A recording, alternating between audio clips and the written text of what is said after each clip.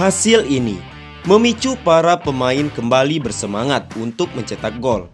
Terbukti, Arya Wijaya berhasil menambah 2 gol di laga ini, membawa Indonesia memimpin 3-0. Tundukan Jerman 4-0. Indonesia lolos 8 besar Gothia Cup. Tim LKG SKF Indonesia sukses mengandaskan wakil Jerman, SC Wedmar, dengan skor 4-0 pada babak 16 besar Gothia Cup U15 2018 di Gothenburg, Swedia, Jumat 20 Juli 2018 waktu setempat.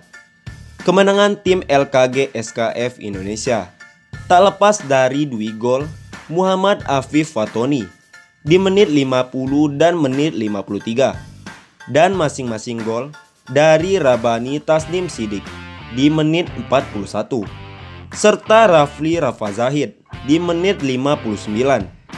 Sehingga tim LKG SKF Indonesia lolos ke babak 8 besar. Hasil bagus tersebut juga mendapat komentar dari kapten tim LKG SKF Indonesia, yakni Muhammad Uchida Sudirman. Menurutnya, kemenangan tadi sangat bagus, sehingga bisa terus berlanjut ke laga berikutnya. Pertandingan tadi berjalan dengan sangat baik.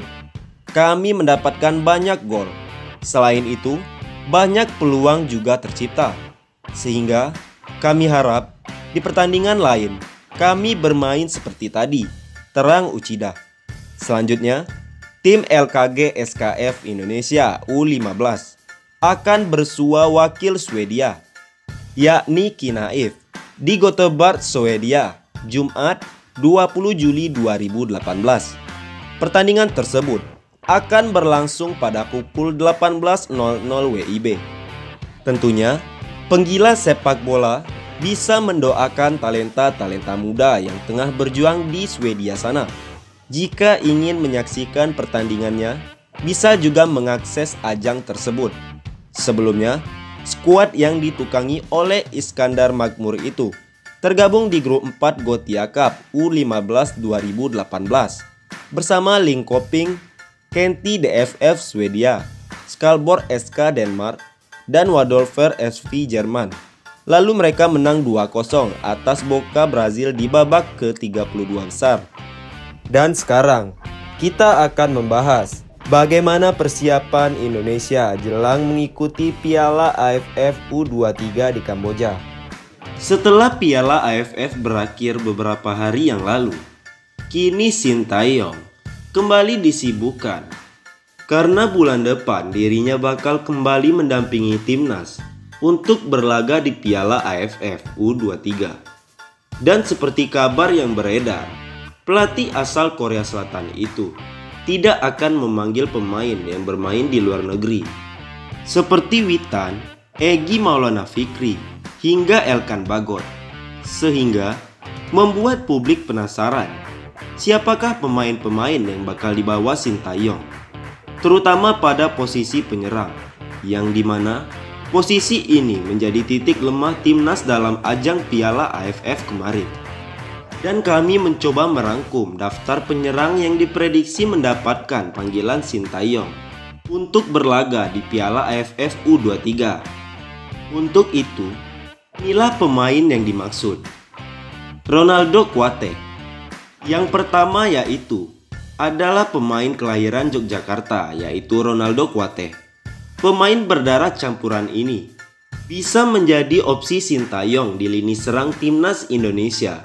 Alasannya tentu berkat skill serta kecepatan yang dimilikinya. Selain itu, Ronaldo Kuate juga memiliki insting mencetak gol yang luar biasa, seperti yang pernah ia perlihatkan ketika memperkuat timnas dalam laga uji coba melawan salah satu tim negara Turki. Dan lihatlah kemampuan fantastis dari Ronaldo Kuate saat memperkuat timnas.